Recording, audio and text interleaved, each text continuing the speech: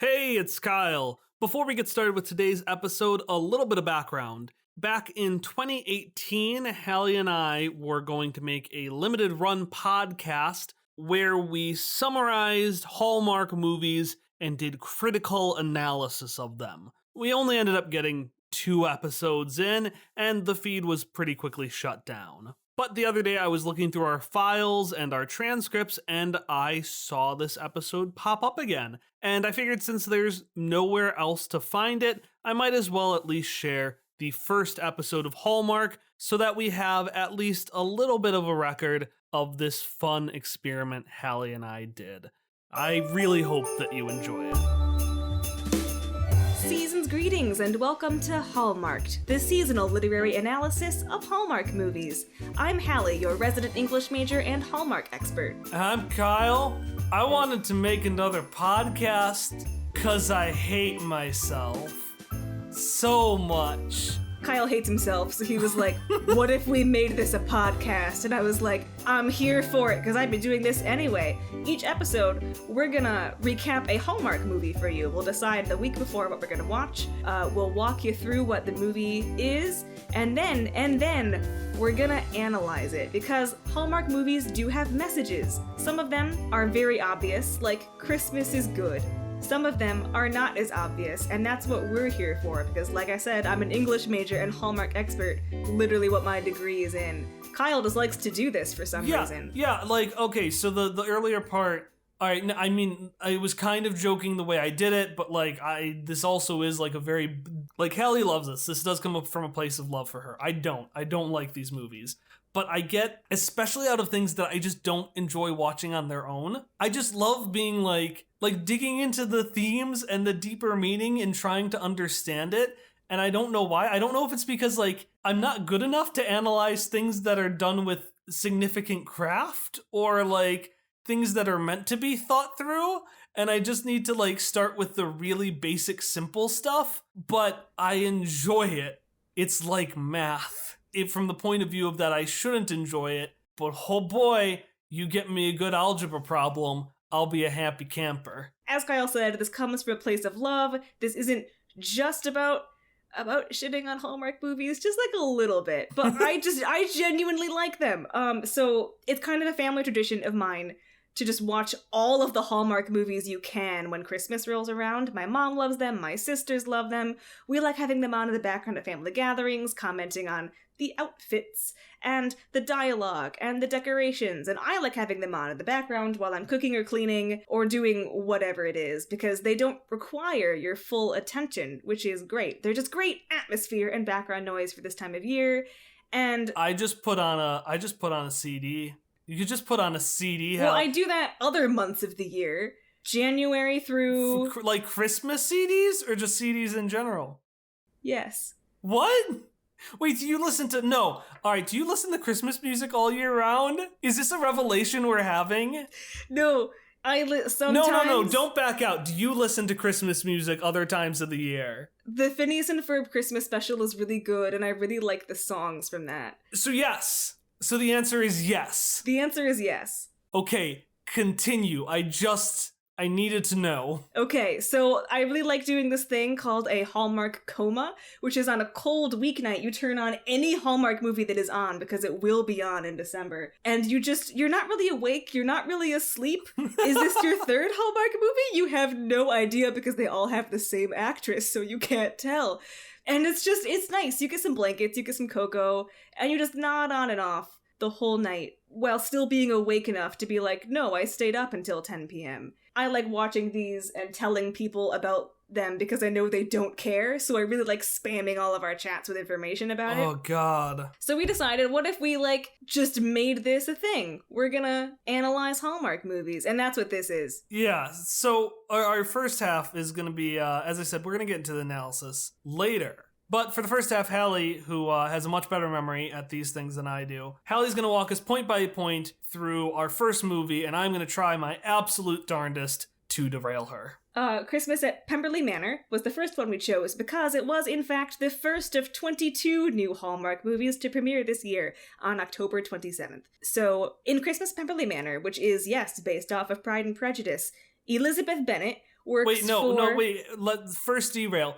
You said it like we should know. You're like, Christmas at Pemberley Manor, which, yes, is based off of Pride and Prejudice. Pemberley, that's the name of the house. Oh, okay. I was gonna say, like, there's another movie called, like, Pride and Prejudice and Mistletoe. So why would I assume it when there's another one? Am I just gonna assume that there are two Pride and Prejudice We've movies? just been talking about Pride and Prejudice for a long time, so I forgot that, like, a lot of people wouldn't immediately recognize Pemberley. Pemberley is the name of a house. Let me just make sure I have this right. Pemberley Pride, because I haven't read it in a while. It's the fictional country estate owned by Fitzwilliam Darcy. I was correct. So, Christmas at Pemberley Manor is based off of Pride and Prejudice. It's an adaptation. So, Elizabeth Bennet works for an event company?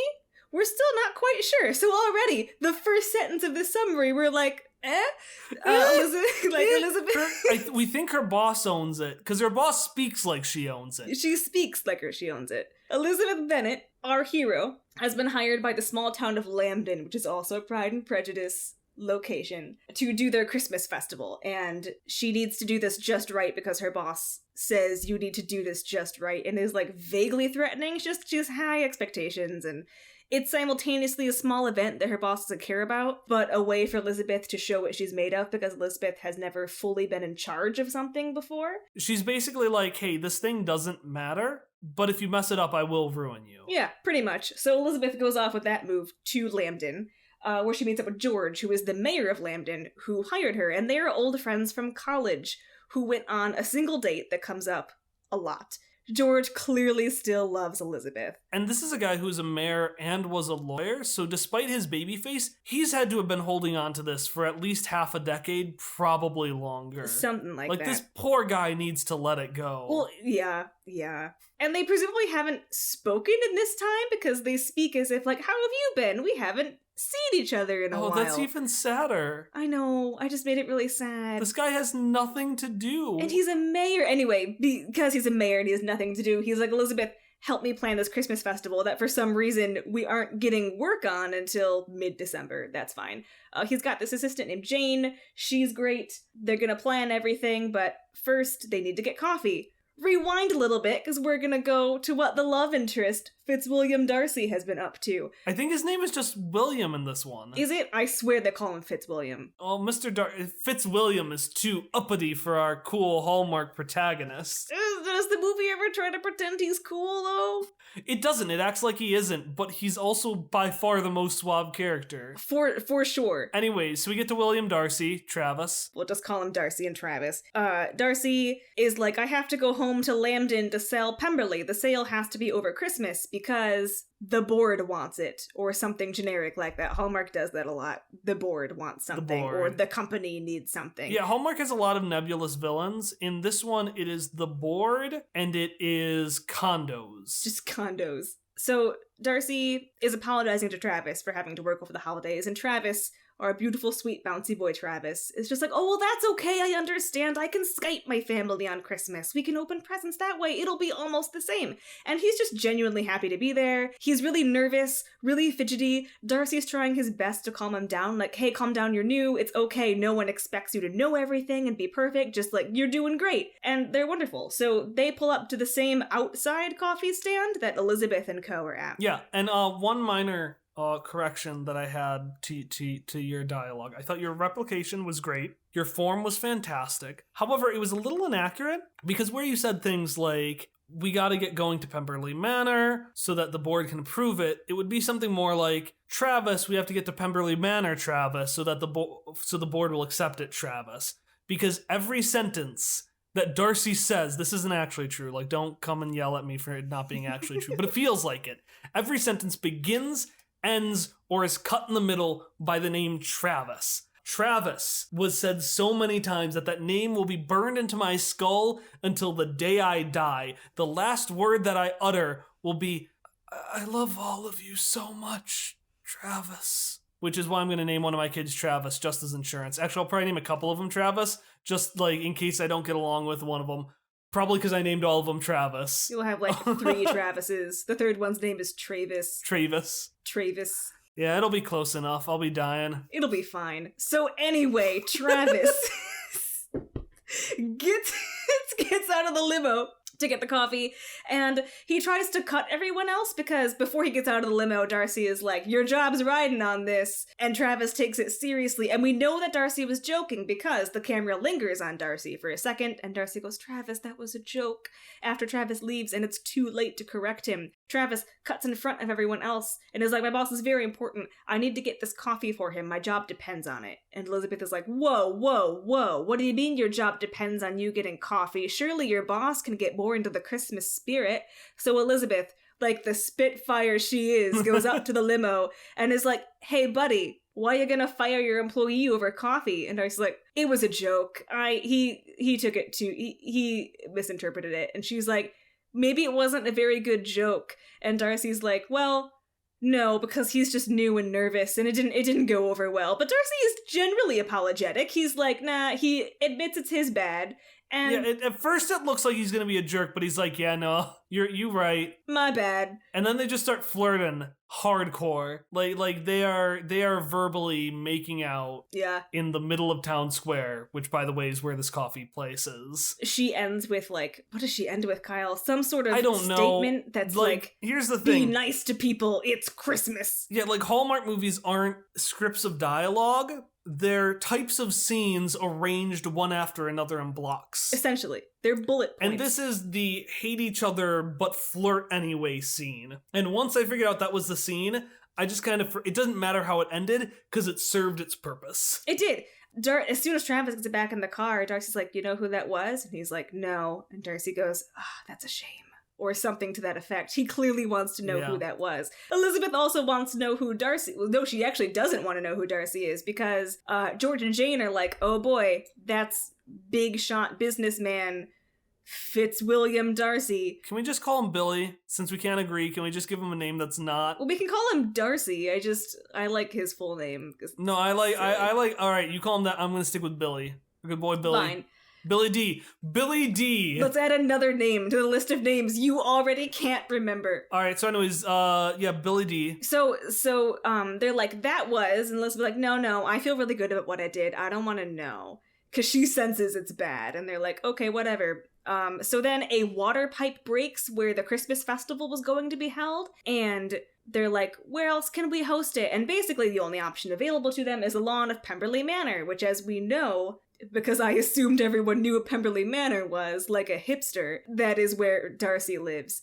So they don't tell Elizabeth on her way there. She finds out when she knocks on the door, and Darcy answers, and she's like, oh boy, have to deal with you again. So Darcy and Elizabeth have like a talk in the parlor. Elizabeth just wants to use the land, and he's like, I'm selling it. I don't want the liability of having a whole bunch of people on my lawn. Hope you understand. And he's saying no to a Christmas thing, which makes him a Hallmark baddo. But he's also, it's like a reasonable reason. He's not being overly mean about it. He's just like, I'm sorry, it'd be a lot to handle. I don't think it's a good idea. Elizabeth is very mad and implies that he will be on Santa's naughty list.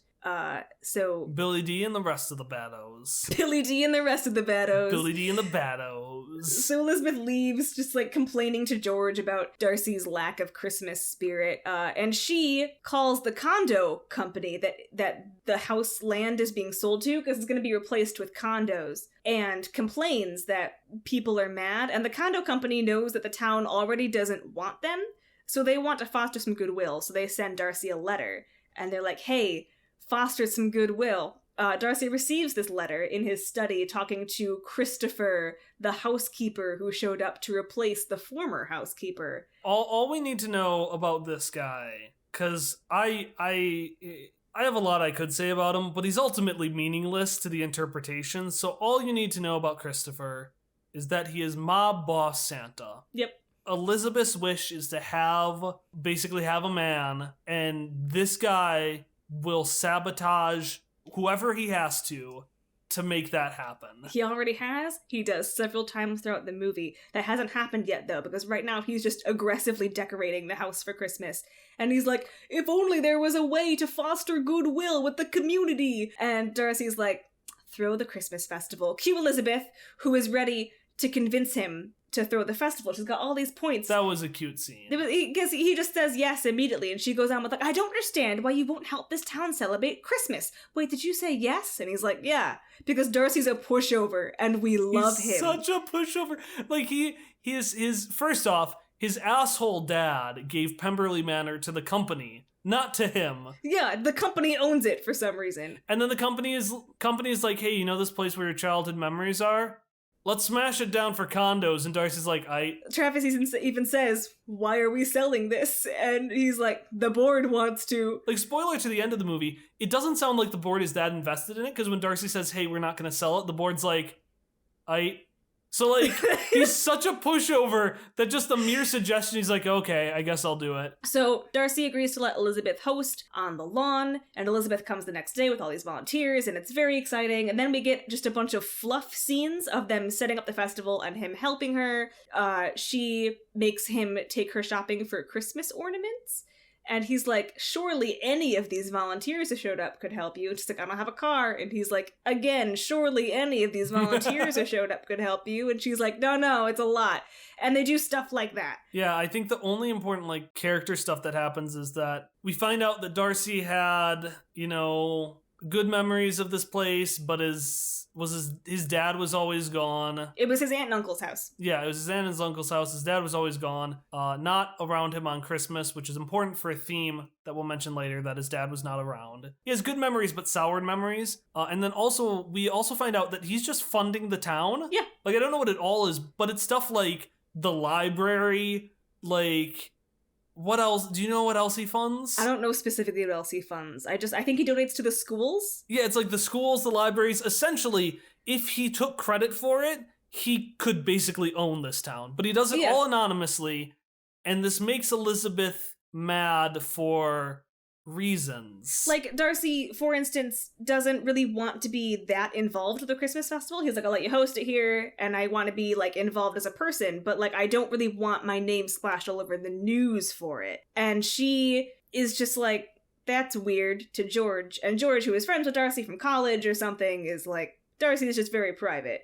And Elizabeth is still weirded out by this for some reason, despite that being a perfectly valid character trait in sweet pushover Darcy. But whatever, fine. Elizabeth and sweet pushover Darcy bond a lot. Jade and Travis start a romance that's adorable and, like... They get 2 scenes together, and it's my favorite romance of any Hallmark movie, because they're just precious. They're just adorable. At one point, you know they went on a date, but they're, like, so giddy, you know they went on a date, but you know that, like, at most they maybe held hands, and they thought they were, like, probably being so risque, but they're just precious. They're sweet, beautiful baby children. Ah, I love them. So we don't see enough of them because most of it is Elizabeth and Darcy. Yeah, and they're irrelevant. Mind you, they're irrelevant to our analysis of the movie, so say goodbye to them. They're gone. That's all we get to see of them, because that's all they matter. They're cute. Go on. So somehow a picture gets taken of Darcy and Elizabeth outside, and then her boss gets that newspaper, and Elizabeth's boss is like, Fitzwilliam Darcy, or whatever his name is, Darcy, Billy D. of Darcy Incorporated, that company that does everything. It's Billy D. Billy D. So she wants some action with this Billy D. And nah, I don't like how I said that. Well, see, now I'm just imagining Billy D. Williams, Lando Calrissian. Can we call him Lando? No! We can't call him Lando. He's Darcy. So, she comes and she's like, I didn't realize this was so big. I didn't realize Darcy was your client. And Elizabeth's like, well, he's not. The town is. We're just using his land because of a water pipe mishap. And the boss is like, everything is wrong. I'm going to take this over because it's my company and it's my name that you're soiling by doing it wrong. And Elizabeth's like, ah. So she lets her steamroll over her. And it's sad, I guess. Darcy is definitely sad that Elizabeth isn't chief event person anymore. But, like, he's a pushover, so at most he says... I mean, he does it in a really cute way. He's like, well, I was really happy with what Elizabeth was doing, and he keeps praising Elizabeth. He tries to politely be like, I think Elizabeth should take over. You know, he manages it like a normal human person would, instead of being like, you're being the worst, which he should have, because Caroline was actually being the worst. Terrible. Like, Disney villain levels of comically... She explicitly tells Elizabeth, hey, I want credit for this. And, like, I feel like that's an actual realistic shitty thing for a boss to do, to, like, want to take credit for their employees' work. But, like, they're usually not so explicit. And she just flat out says, like, I want my name. I want credit. Me. And she makes it about the company, but pretty quickly it becomes like, I want credit. Yeah, basically. So she spends a lot of time schmoozing up to to Darcy. Yeah. It doesn't work. George is the one who ruins everything on accident. Yeah, because George confides to Darcy, his friend. He's like, I have had feelings for Elizabeth. We went on one date, decided to be better friends. I respected that choice, but I can't help but wonder if, like, now if I asked for a second date, what she would say. And despite George and Elizabeth having just no chemistry, and Elizabeth... None. The friend zone isn't real, but Elizabeth being very like, we're such good friends, George, the whole movie. Literally their last conversation, I think her last line to her is, you're such a good friend. I know! And I can just like, I could feel it. I could feel it in my gut. So Darcy, for some reason, decides this is a real romance and gets sad. So he's just gonna leave town now. So he gives George his blessing or whatever. And then he's like, no one gets to celebrate Christmas on my lawn anymore. And he's gonna sell it early and he's gonna leave because this town has now hurt him multiple times and he can't take it. Yeah, and they set up essentially that like this event is Christmas.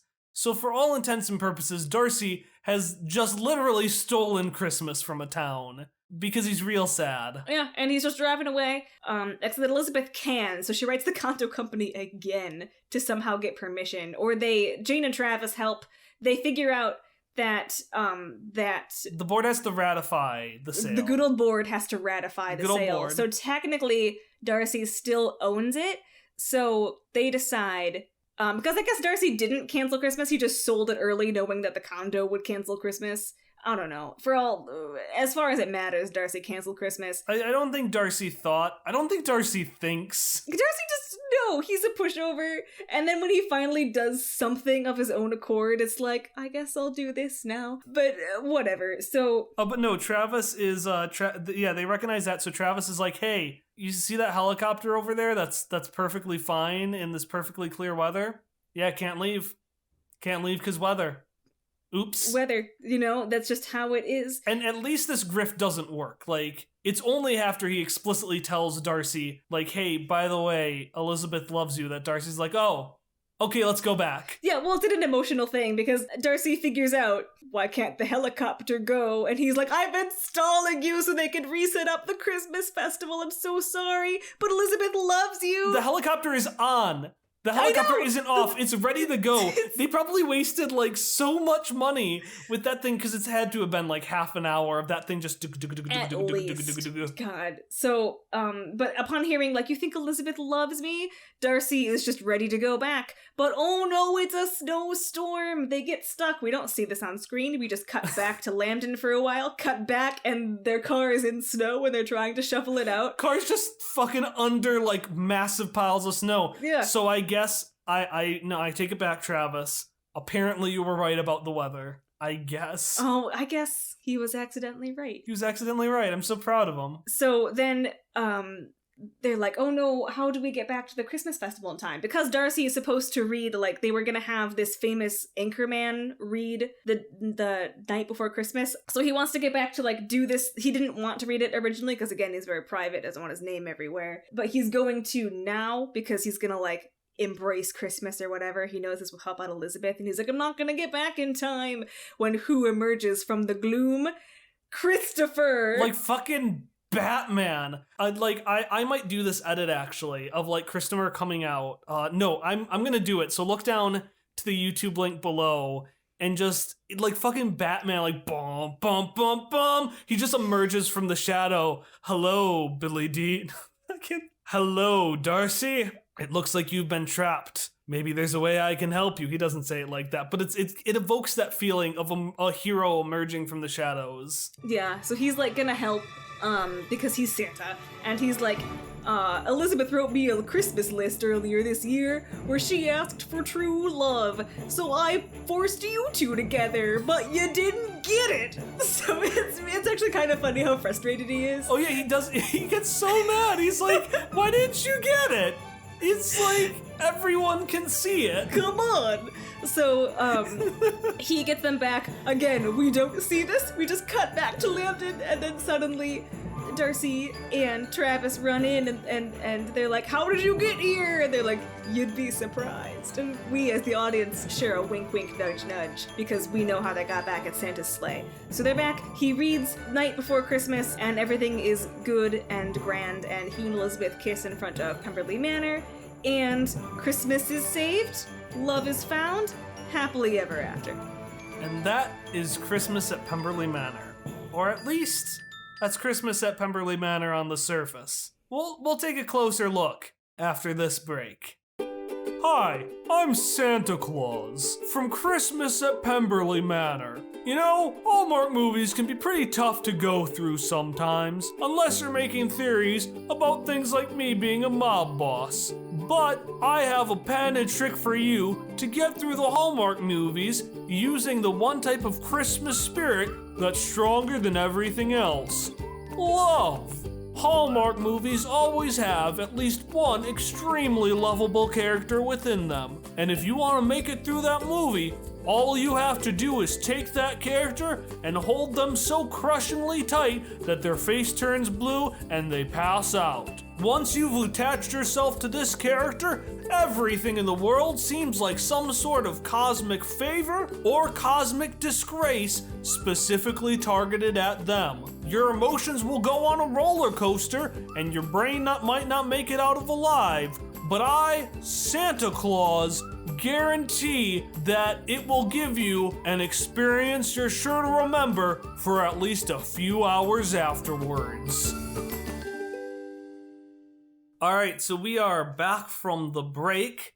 We spent the first half going over the movie, which I've already forgotten its name. Christmas at Pemberley Manor. So in the first half, we went over Christmas at Pemberley Manor. I had to think about it too because I was like, oh no, what is its name? What is its name? What is its name?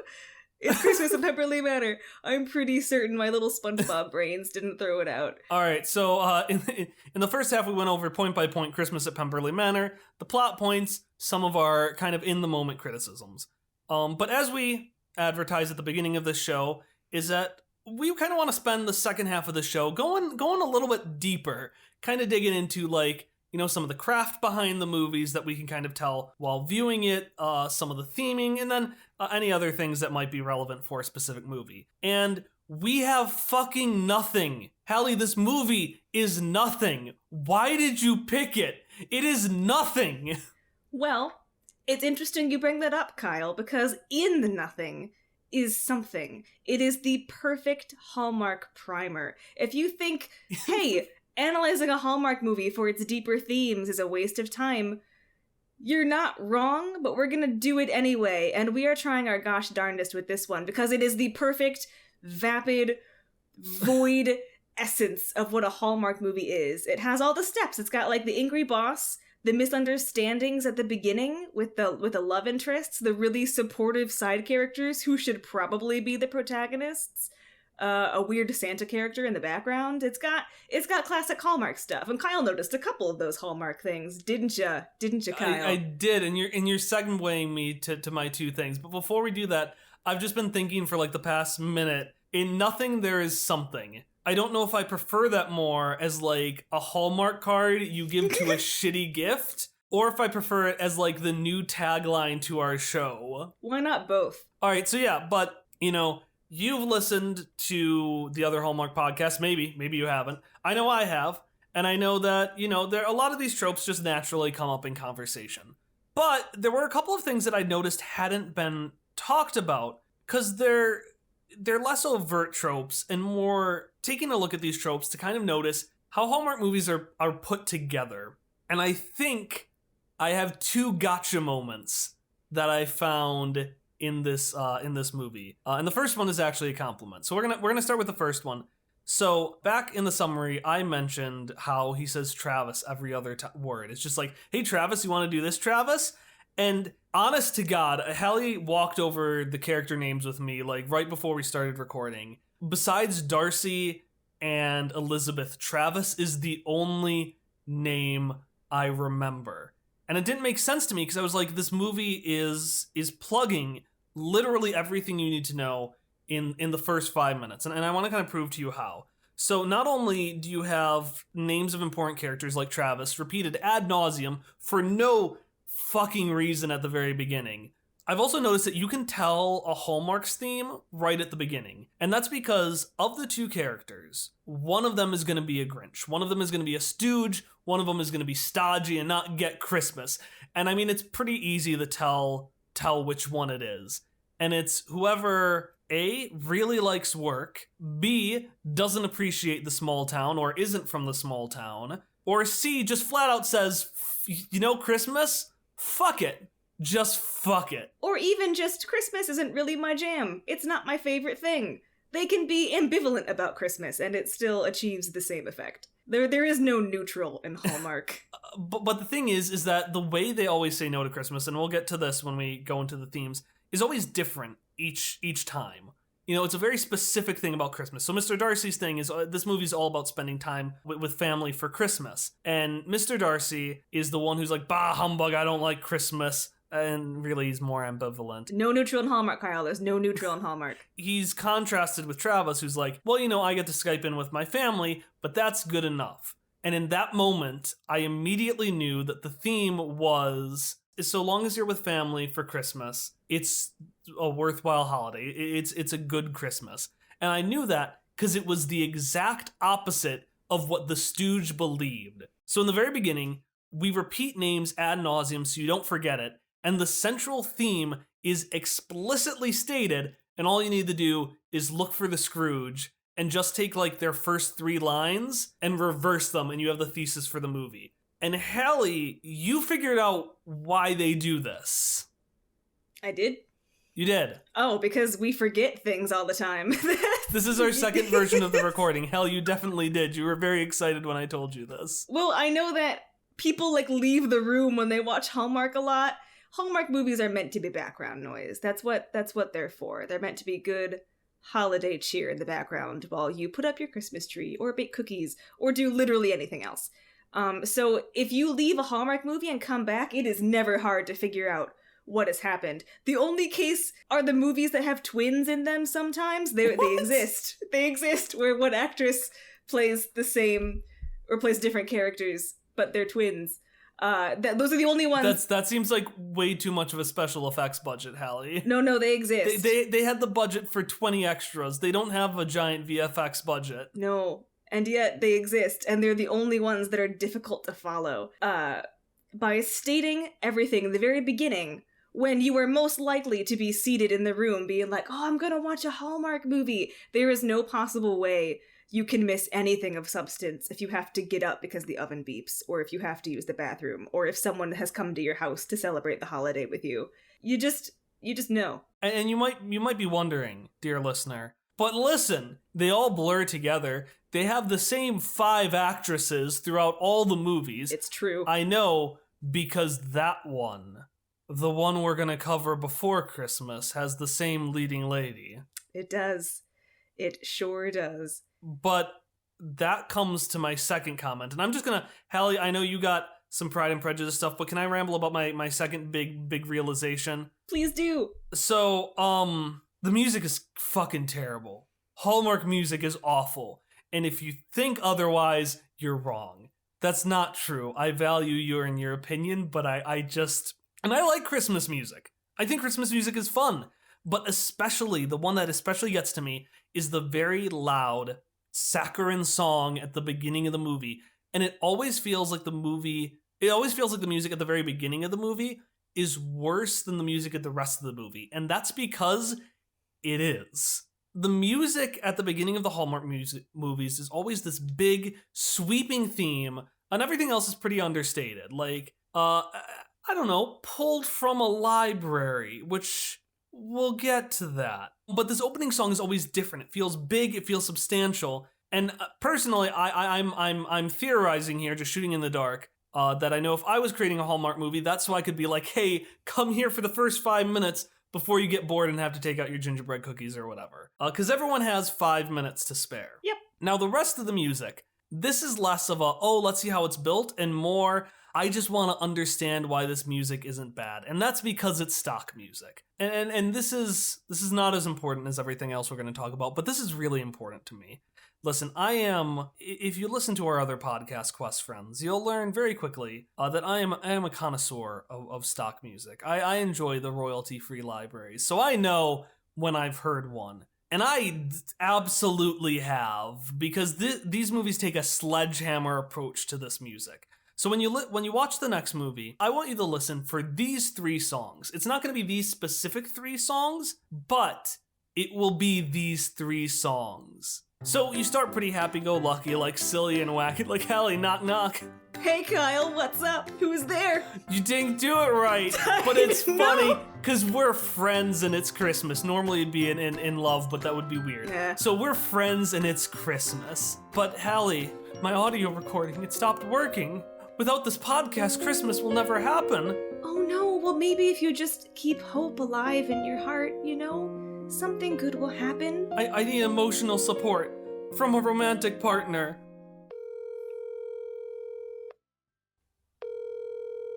I hope she's awake. I've been waiting for this for hours. Hello? Emily? Yeah? My podcast, it stopped recording. I think Christmas is ruined. What? My podcast, the recording stopped. The podcast episode isn't going to happen. Christmas is ruined.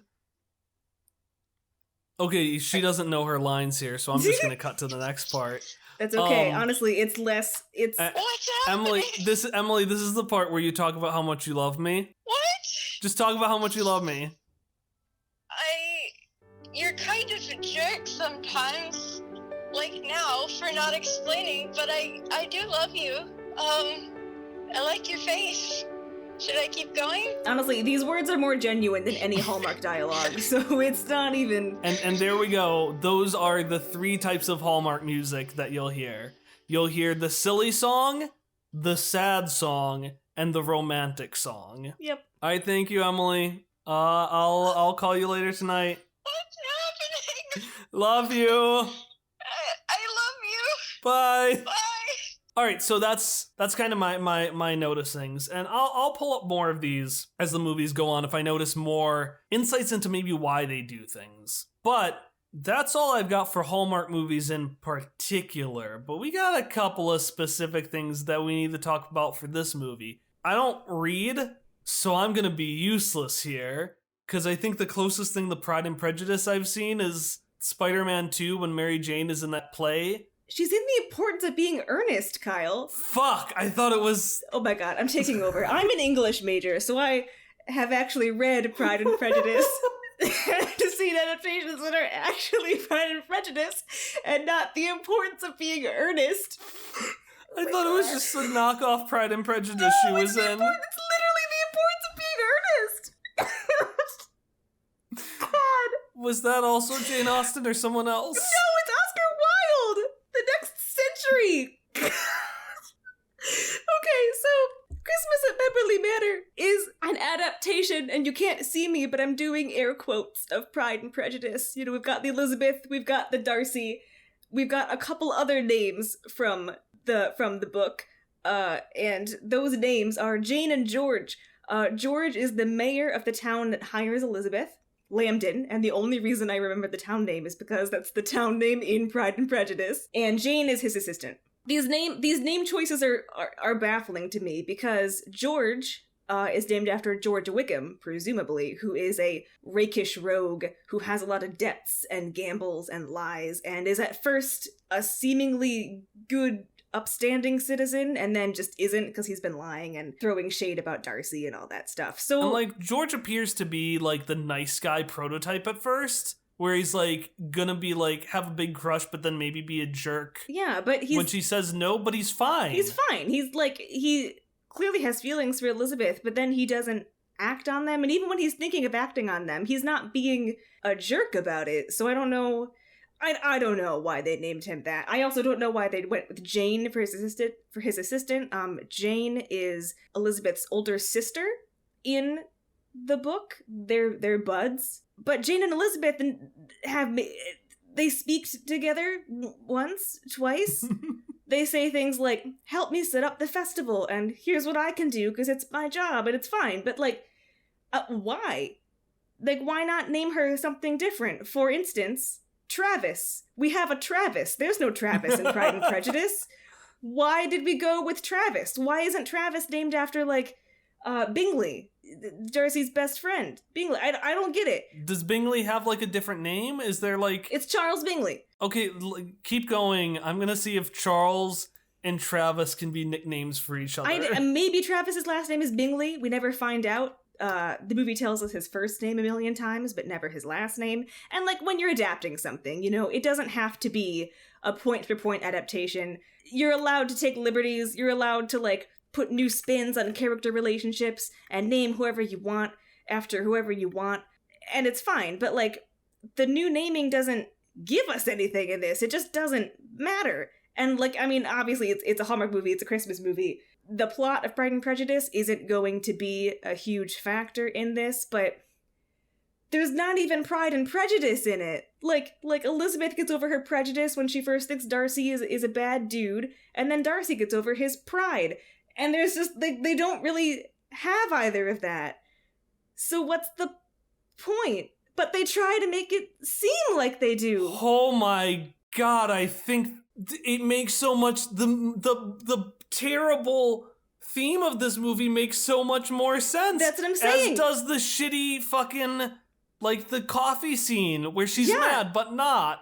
That's what I'm saying. Like, they try to, like in the book, Darcy is legitimately a jerk the first time they meet, and he can be very standoffish. He can seem very uninterested and rude and brusque. But he doesn't come off that way in the movie, so what's the point? Like, again, he's the Scrooge. We know this because he's from the city and he likes work. But he's actually a really sweet pushover. He's such a pushover. It doesn't work. And Elizabeth is feisty and sticks up for herself, and it's great. But yeah.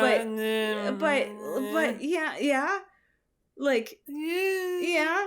We'll get to that. Like, she doesn't hold anything against Darcy for too long a time. She says generic things like, we're from different planets. It's like, are you though? That's why she says they're so different, even though they're that would be why. Fucking same. Yeah, I know. And I think the worst offense it does with Pride and Prejudice is that we both just assumed the name of the boss who kind of puts herself between Darcy and Elizabeth was Catherine, after Darcy's Aunt Catherine, who does try to keep Elizabeth and Darcy apart in the book. But her name is Caroline. And it's so similar to Catherine. It's so similar. So why wouldn't they just do Catherine? And usually, like, names like Carol, names that can be wintry and Christmassy, are reserved for protagonists or for best friends of protagonists, not for villains. So there are 2 points against the name Caroline and why they chose that for her. And I don't get it, Kyle. I don't understand it, and it doesn't have to be perfect adaptation. It's fine, except that it's not, because it just, the adaptation value of it adds nothing. It adds nothing. I listen, I get you, I understand you, but I feel like we're on to something here. Because, like, so here's the thing, the Pride and Prejudice thing, nobody gets it. I've listened to my share of Hallmark analysis podcasts and videos, and we all agree that it makes no sense. I think it is unanimously agreed that this doesn't make any sense, especially because, I don't know if it's released yet or not, apparently there was Pride and Prejudice and Mistletoe released also this year. Correct. So I haven't seen that one. So, like, everyone agrees it doesn't make sense. But I think we finally found Hallie. It's been November, December. It's been 2 months. We found it. We found the link, and that's the shitty themes. They both come up later, but the Pride and Prejudice is baked into this movie's core terrible theme. Yeah, it's baked, just not well. So before we get to that, let's just quickly get through the Christmas theme. Okay. Because we gotta address it. Christmas is here. It's a Hallmark movie. Christmas. Spend Christmas with your family, kids. That's basically it. Yeah. Because, like, normally we see, there are a lot of small town homey Christmas festivals in Hallmark movies, and it's fine because, like, a lot of people do value those things, and it's great, but we don't actually see anyone benefit from the Christmas festival here. We hear how well it's going, we see some people, but maybe, like, 25 gather at the festival for some reason on Christmas Eve. Go home, it's Christmas Eve, but sure, whatever. Yeah, spend it with your families, like Elizabeth was going to. Yeah. That's the theme. Chris explicitly says, spend it with your family. or something like that. Presumably they're with their families at the Christmas thing, which would fit into the theme, because if Skype is okay, being at an event with your family is okay. So I guess you could argue that it fits, but we don't see any side characters besides the core cast of primary and secondary characters. And usually there are. There's like one person you see in a scene or two who you see later enjoying something that the protagonist sets up, so that you can see how Christmas matters and makes people feel, and it's a wonderful time of year and all that. And this movie just doesn't do that. It just doesn't. We see the festival, but so what? It's fine. It's fine. Christmas is a thing in this movie. And like it would, and here's the thing. The theme doesn't really work up, because if they did like a theme of like found family or something, like, oh, with George, they became like family, or like Darcy is like getting almost a family by like hanging out with Elizabeth. That would make sense. It would fit the explicitly stated theme, but it doesn't. A theme that I think is handled much better and just gets bungled at the last minute is the movie's non-Christmas theme. And sometimes these aren't explicitly stated, but in this one it 100% is. And the theme on the base level is actually not a bad one. Take credit for your shit. If you do shit, and it's good shit, take credit for it, and don't like, and the movie doesn't go into the real whys. And the real whys is because, like, listen, if you did something and it's good, be proud of it, take credit for it, don't let, like, a shitty person barge in and take all the credit for it. Which I guess this movie does have happen. But that's not how it first appears. The way this theme first manifests, which kind of relates to the Pride and Prejudice aspect of it, is that, like, apparently it's, like, Elizabeth gets really pissed and, like, almost acts like it's non-charitable for Mr. Darcy to anonymously essentially fund this town's existence. Like, he keeps it alive by founding everything good in it. But he doesn't take credit for it. And Elizabeth is like, oh, well, if he really cared, he would take credit for it. And like, no! I think the exact line is not very charitable. And it's like, but this is the definition of charitable, when you get nothing from it. Especially when you've got like these super rich assholes who spend like a day's worth of their money, which is like millions of dollars, but it's still like a day's worth of their income. Yeah. And they act like they're the hottest shit, because they were, like, able to spend what, for me, is $50, the equivalent of, like, $50, on charity. And Mr. Darcy doesn't do that. He just, like, does it because it's good, and yet it's bad. Even though, imagine, like, man, Mr. Darcy just, like, really helps small-town America. Would be such great free publicity. Yeah, no, it doesn't work. Ugh. So anyways, so that's why he's prideful. He is prideful. Or I guess not charitable. I mean, because of that. And then Elizabeth is like, we're not the same, even though she has the same problem. I know. And like, I don't know, I guess she does have some prejudice against Mr. Darcy, but it's so unfounded, the whole movie. Like, she is just really reaching for reasons not to like him, while still actively seeking his company. Like, her asking him to help her get all of the Christmas decorations for the festival instead of asking a volunteer to help her. Like, that was flirtatious. That just was. He's right. You could have gotten any of the volunteers to do it, but you wanted Darcy. So she's simultaneously, like, flirting with him and trying to feel him out, while also being like, ugh, he's so different from me. He won't even take credit for funding the whole town. How could I ever like him that way? And it's like, I like how your voice is devolving. How could I ever like him that way? It is. She speaks like that. And like, so that's the link. That is the missing link, is that the pride and the prejudice relate to Elizabeth being mad that Mr. Darcy doesn't take credit. That Mr. Darcy basically doesn't take free publicity and just does charity. And it's interesting because it does relate to a specific character flaw of his, which is that he doesn't engage with the outside world. He tries to keep himself distant. He doesn't want to engage. And like, that makes sense. It just looks really bad at first when she's like, he's not taking credit. But I mentioned that Elizabeth was the pot calling the kettle black, because she has the same thing. And like, that's actually kind of good in an indirect way, because it's setting up this theme that Elizabeth is also not taking credit for her shit. And not only this movie is so sophisticated that it not only presents a thesis, it presents a counter thesis. It's like, but here's what happens if you take too much credit. So I said earlier, take credit or someone shitty is going to take it for you. And that's in Caroline.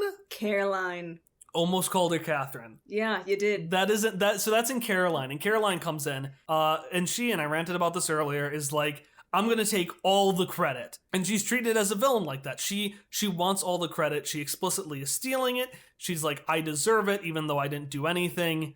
She's gonna go in and fix it. But her main thing is she's mad that she didn't get the prize, right? So she's kind of the counter thief. It's like you've got these two characters who aren't taking credit. Mr. Darcy, he's not taking credit, and because he isn't, he's refusing to like really open himself up. Like that comes from a place of him not wanting to open up. Elizabeth isn't taking credit, and because of this, she gets steamrolled by this person who takes too much. So you've got like this thesis of like, take credit, but also don't be an asshole about it, which is good. And like even Elizabeth, when it's gonna get sabotaged and it's gonna get ruined because Darcy's having a hissy fit, is like, no, I'm going rogue. I'm going under the radar. Like fucking like equivalent of strapping herself to a tree to prevent deforestation. She's having that Christmas festival come hell or high water. Oh yeah. And she walks up to Catherine, and like this is her big moment of where she's taking credit, and she's got to be like, yeah, no, I'm doing this anyway. Screw you. And it's not like I called her Catherine. Shit. It's not like Caroline. Caroline is like, she's Disney villain levels of bad, so it's not like she needs to be redeemed. And she comes up and she meekly says, yeah, I'm gonna do it if you'll let me. And there's like a little smile, but she's still like, no, I'm still gonna have you let me. I'm still asking if you can let me, because there had to be Christmas spirit, and I get it. Yeah. On a Hallmark movie level, it's good. It's fine. It's holiday spirit. But you just, for the sake of fucking Christmas, ruined your theme. All character arcs, all motivation, all everything this entire movie is built up to is just thrown to the wayside so we can have a nice, polite family Christmas. And if that isn't the perfect representation of a family Christmas, I don't fucking know what is. It's thrown away for nothing, because as we discussed, the Christmas theme is It's There's no bigger, it's meh. I can't even finish that sentence because it's meh is the perfect way to describe how Christmas is in this movie. All right, so we've talked about the themes. We've talked about the movie point by point. We've talked about it as an adaptation. Putting all these components together, it is now time for us to rate Christmas at Pemberley Manor. Hallie, what would you rate this film? I give it a figgy pudding. A thing that is very Christmas, but that no one actually likes. Eggnog. Does anyone actually like eggnog? I don't know if anyone likes eggnog. Some people like eggnog. I'm gonna do it eggnog. I give it an eggnog because I hear there are people out there who like eggnog fine, and it's a very Christmassy thing, but no one I know actually likes eggnog. And I have yet to confirm whether the fact that people like eggnog is a myth or not. I rate this movie the drive to Thanksgiving. You spend multiple hours thinking you're gonna build up to something substantial, but in the end, you just end up doing nothing so that there's no fighting at the table. Anyways, that's what this week's movie, Christmas at Pemberley Manor. Thank you for making it through this first film with us. And since, this podcast is going to be going from now until Christmas, we got 3 more episodes. That means you've got a week to watch with us. I'm actually going to be watching tomorrow. I'll watch on Sunday, probably sometime in the early afternoon if you want to follow along with me as I live tweet. But whether you do that, whether you just whether you watch our next movie on your own time, or you just want to know what we're going to talk about next, it's important that you know what next week's topic is. So, Hallie, what is our movie for next week? Our movie for next week is called Marry Me at Christmas. Marry, M-A-R-R-Y, the traditional way, not like Merry Christmas. It wouldn't be above Hallmark to do a pun like that in their title. Also, because they run out of titles a lot of them are very similar. So it is Marry Me at Christmas. Again, just in case you Google a similar title and get a different movie, as actually happened to Ari when she tried to look this movie up. One of our friends is watching the movies along with us. She's actually ahead of me right now. She is. She's been screaming at me all day. So, thanks so much for listening. I genuinely tired myself out, but thank you so much for Hallie. Can you just do it? I'm very tired. Just Can you just thank everyone and tell them what our Twitter is? It's Hallmarked Cast. Thank you for joining us for the first episode of Hallmarked, our seasonal literary review of Hallmark movies. You can follow us at Hallmarked Cast on Twitter. Hallmarked Cast, again, because I don't think I said it right. It's our title and then the word cast, like podcast, or like a cast when you sprained your ankle, or in my case, my brain. Hallmarked Cast. If you like to break your brain, follow us. All right, thanks so much for listening. We'll see you next week. Merry pre-Christmas. We don't have an ending yet. I wanted to shout Happy Hallie Days. All right, let's do it. Happy Hallie Days!